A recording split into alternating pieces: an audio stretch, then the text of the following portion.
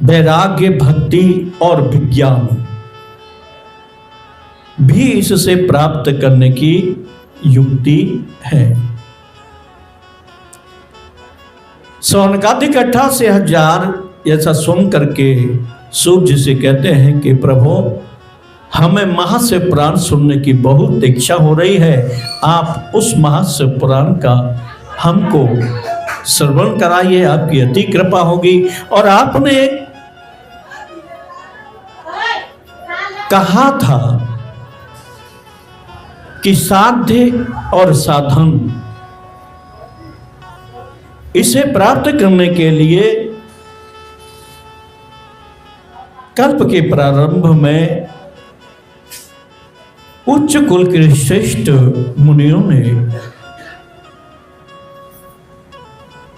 1000 वर्ष तक तपस्या की, जिस तपस्या के प्रभाव से उन्हें साध्य और साधन प्राप्त हुए। हम जानना चाहते हैं कि साधन और साध्य क्या है, जिससे हम अपना कल्याण कर सके। सूर्य जी ने कहा कि मेरे गुरु पाराशर पुत्र वेद व्यास सरस्वती नदी के तट पर तपस्या कर रहे थे, तो वहां सनत कुमार जी पहुंचे और उनकी जो चर्चा हुई वह वेद व्यास जी ने मुझसे कही। मैं वह सबसे महापुराण आप लोगों को श्रवण कराऊंगा। साध्य, जब कोई कल्प प्रारंभ होता है तो भगवान भोलेनाथ की प्रधानता होती है। श्री विष्णु जी तो क्षीर सागर में शयन नहीं करते रहते हैं, ब्रह्मा जी जगत की उत्पत्ति में कार्य करते रहते हैं। भगवान भोलेनाथ तो ऐसे दीन बंधु कृपालु है कि लोगों को प्रत्यक्ष रूप से दर्शन देते रहे हैं और उनका मनोरथ सिद्ध करते रहे हैं। लेकिन इस महाशिव पुराण को भगवान भोलेनाथ सबके लिए तो प्रत्यक्ष नहीं है, और प्रत्यक्ष में ही विश्वास होता है। इनको प्राप्त करने के लिए इनकी भक्ति बहुत आवश्यक है, वो भी निष्कपट होकर, निश्चल होकर। वह तभी संभव है, सर्वप्रथम में जिसको साध्य प्राप्त करना हो वो प्रत्यक्ष श्री सदगुरु भूमंडल के यशस्व से उनकी शरण में जाए और उनसे उनका आशीर्वाद रूपी प्रसाद ले, फिर वह साध्य की खोज में निकले तो उसे वो साध्य प्राप्त हो जाता है। साध्य महाशिव पुराण के अंतर्गत वर्णन है कि भगवान जगदीश्वर श्री महादेव जी, उनके 2 स्वरूप कहे गए हैं, एक निराकार और एक साकार। कुछ लोग निराकार की पूजा करते हैं तो कुछ लोग साकार की पूजा करते हैं। दोनों का फल जीवन मुक्ति ही है। ये सूत जी सौनकादिक 88,000 ऋषियों को श्रवण करा रहे हैं। फिर उन्होंने कहा कि साध्य जब प्राप्त हो जाता है तो फिर साधन का ज्ञान भी उसके हृदय में आ जाता है। साधन और साध्य उस प्रकार से है जैसे बीज से अंकुर और अंकुर से बीज।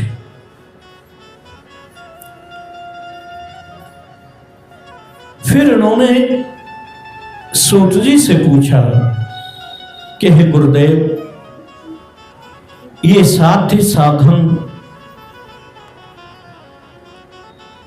का फल और श्री महाशिव पुराण श्रवण का फल क्या है?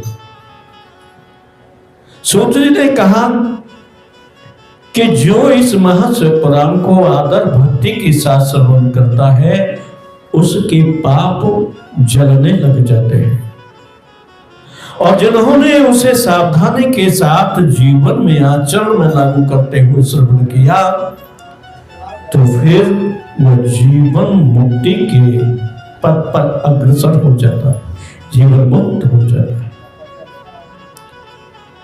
आगे जाकर उन्होंने कहा कि साधन को हम विस्तृत रूप में जानना चाहते हैं कि साधन किसे कहते हैं। तो उन्होंने कहा कि मैं सर्वश्रेष्ठ साधन वर्णन करता हूं जो नंद के स्वर से सनत कुमार जी ने श्रवण किया था। क्या कहा उन्होंने कि श्रवण, कीर्तन और मनन ये बहुत सुंदर साधन है। कानों से श्रवण करो, वाणी से कीर्तन करो, और फिर उसके बाद उसी सात्विक का मनन करो। जब उस साध्य का मनन किया जाता है तो मन इतना दिव्य, इतना पवित्र, इतना निश्चल हो जाता है कि फिर उसको उसमें आनंद आने लग जाता है। प्रथम में कोई ये साधन करेगा तो शायद हो सकता है कि कष्ट प्रतीत हो, परंतु करते रहना, करते जाना दृढ़ता के साथ, तो एक दिन वही साधन साध्य को प्राप्त करा देता है और आनंद की उपलब्धि प्राप्ति होती है। आगे कहते हैं कि साकार रूप भगवान भोलेनाथ का प्रत्यक्ष, निराकार रूप भोलेनाथ का अदृश्य रूप, ये दोनों पर चर्चा सनत कुमार जी को नंद के स्वर से प्राप्त हुई। नंद के स्वर ने तो यहां तक कहा कि वेद लिंग का जो पूजा करता है उसको और कुछ करने की आवश्यकता नहीं है, और वह जन्म मरण से मुक्त हो जाता है।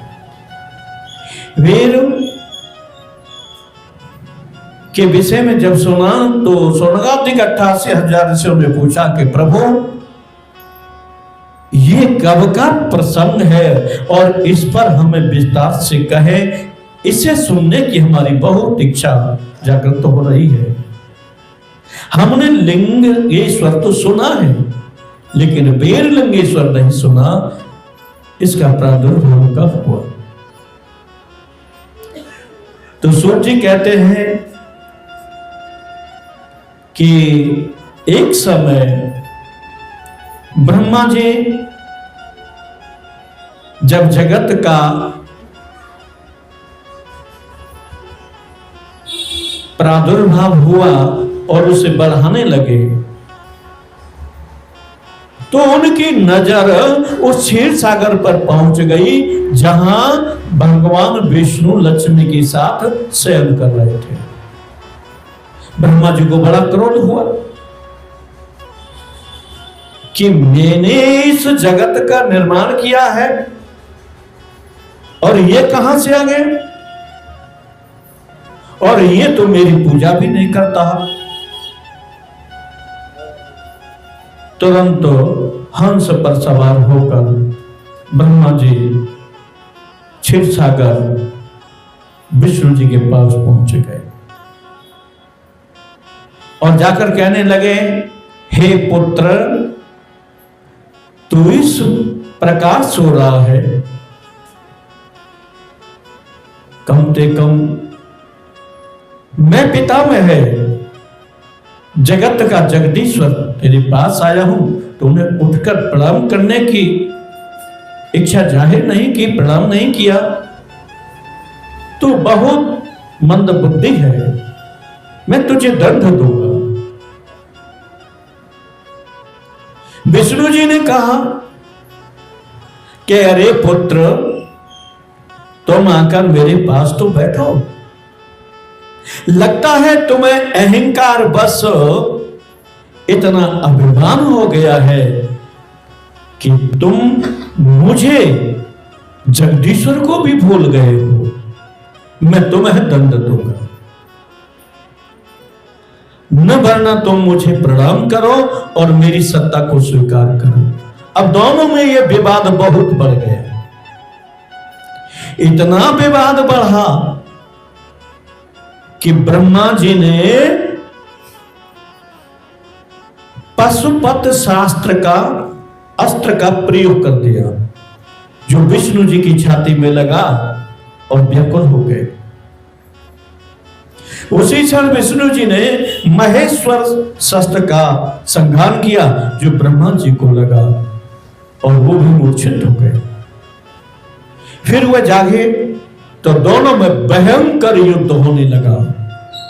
देवता भी भयभीत हो गए, पृथ्वी कांपने लगी, आकाश मंडल डोलने लगा, मानो ऐसा लगता था कि महाप्रलय का समय आ गया है। ऐसी स्थिति में भगवान जगदीश्वर महादेव जी विष्णु और ब्रह्मा जी जो युद्ध कर रहे थे, उनके बीच में एक स्तंभ के रूप में भयंकर जलती हुई ज्वाला के रूप में प्रकट हो गए। अब उनको देखकर ब्रह्मा जी ने भी अपना युद्ध रोका, विष्णु जी ने रोका और आपस में चर्चा करने लगे कि ये कौन है, ये कहां से आया है, क्या है। अब इसकी खोज करनी चाहिए, अभी तो यहां कुछ नहीं था, ये क्या चमत्कार है। और वो दोनों जलने लगे उस तेज प्रताप से। तो आपस ब्रह्मा जी और विष्णु जी में सुलह हुई कि चलो, विष्णु जी ने कहा कि मैं नीचे जाकर देखता हूं पाताल में और तुम ऊपर आकाश में जाकर देखो। विष्णु जी सुअर की सवारी की और उस पर चलने लगे। पाताल में पहुंचे लेकिन उसका अंत तो नहीं मिला। ब्रह्मा जी हंस पर सवार होकर ऊपर आकाश को गए, तो आकाश में जाकर वह एक केतकी का फूल लेकर के वापस लौट आए। उन्हें वहां एक फूल मिला। उधर विष्णु जी को कोई उसका और छोड़ नहीं मिला, तो वो भी वापस आ गए। दोनों एक ही स्थान पे आए तो ब्रह्मा जी ने कहा, देखो मैंने तो पता लगा लिया है ऊपर का, और ये लोग। विष्णु जी ने कहा, मैं तो पता लगा ही नहीं पाया।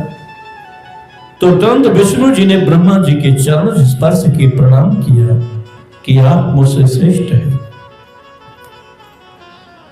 भगवान भोलेनाथ को क्रोध हुआ और वो तुरंत प्रकट हो गए साकार रूप में। उन्हें ब्रह्मा जी को डांटा। विष्णु जी ने तुरंत उठकर महाशिव जी को प्रणाम किया और उनके चरणों में लेट गए। भगवान भोलेनाथ ने विष्णु जी को अपने हृदय से लगाया और ब्रह्मा जी को कहा, देखो ये तुम दोनों में जो विवाद श्रेष्ठता का चल रहा था, तो मैं तुम्हें कह देता हूं कि मैं महादेव कहता हूं कि विष्णु जी को मैं ब्रह्म पद दे रहा हूं, ये सब में श्रेष्ठ रहेंगे। क्या कि इनके अंदर एक क्षमाशीलता है,